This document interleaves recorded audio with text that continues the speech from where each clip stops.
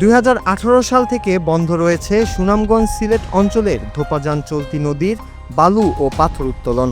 দীর্ঘদিন অচল অবস্থায় থাকায় কোয়ারি নির্ভর ব্যবসা প্রতিষ্ঠানগুলো ব্যাপক আর্থিক ক্ষতির মুখে পড়েছে। তবে ইজারাবিহীন এই নদীতে নানা কায়দায় চলে বালু ও পাথর লুটপাট।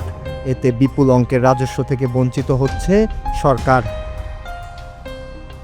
সম্প্রতি জ্বালানি ও খনিজ সম্পদ বিভাগের সম্মতির প্রেক্ষিতে জেলার বিশ্বম্ভরপুর উপজেলাধীন ডলুরা নদীর পশ্চিম পাড়ে নিলামে ক্রয়কৃত 2,99,432 ঘনফুট পাথরের মধ্যে অবশিষ্ট 1,97,532 ঘনফুট পাথর অপসারণের জন্য 8টি শর্তে 28 ফেব্রুয়ারি থেকে 6 মাস পর্যন্ত 7 দিনের মধ্যে ইজারাদারের নিজ খরচে অপসারণের অনুমোদন দেওয়া হয়।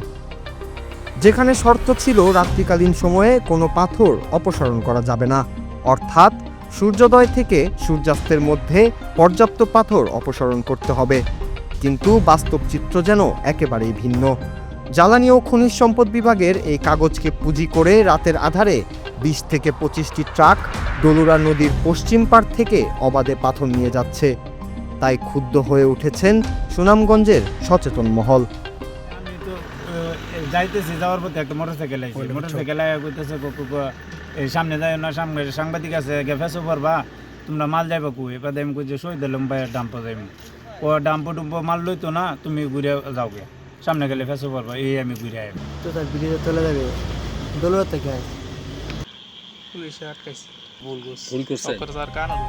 রাতের আধারে ডলুরা থেকে ট্রাক ভর্তি পাথর বোঝাই গাড়িগুলো শহরের বিভিন্ন ক্রাশারে এনে পাথর ফেলছে। তবে এসব ট্রাক চালকদের লুটপাটের বিষয়ে জিজ্ঞেস করলে সুনির্দিষ্ট কোনো জবাব দিতে পারেননি তারা। সেই সাথে সাংবাদিকদের দেখে মোটরসাইকেলে করে পালানোর চেষ্টা করেন পাথর লুটের সাথে যুক্ত শহীদুল আলম নামে এক ব্যক্তি।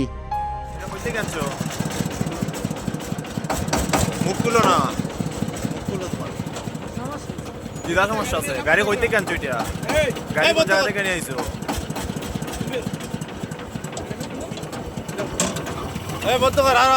একটা গাড়ি সিগন্যাল দিলাই, আমি কইলাম যে রাতে আমার এনো ঢুকতো না। আপনি তো মাল এগুলো ভাই নিতাছেন, রাখতাছেন, রিসিভ করতেছেন।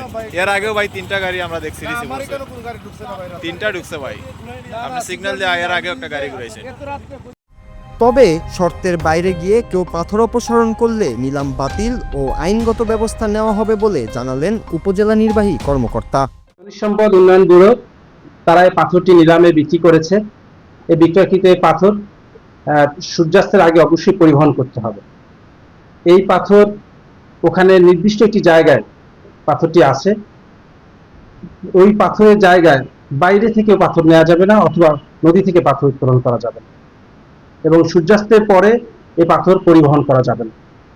যদি এরকম কোনো কার্যক্রম করা হয়, সেক্ষেত্রে বর্ডার গার্ড বাংলাদেশ এবং বাংলাদেশ পুলিশ তারা কার্যকর ব্যবস্থা গ্রহণ করবে। নিলামের নাম করে যারা সরকারের পাথর লুট করে রাষ্ট্রীয় সম্পদ ও পর্যটন খাতকে ঝুঁকিতে ফেলছেন, তাদের বিরুদ্ধে দ্রুত আইনগত ব্যবস্থা নেওয়ার দাবি এই জনপদের বাসিন্দাদের।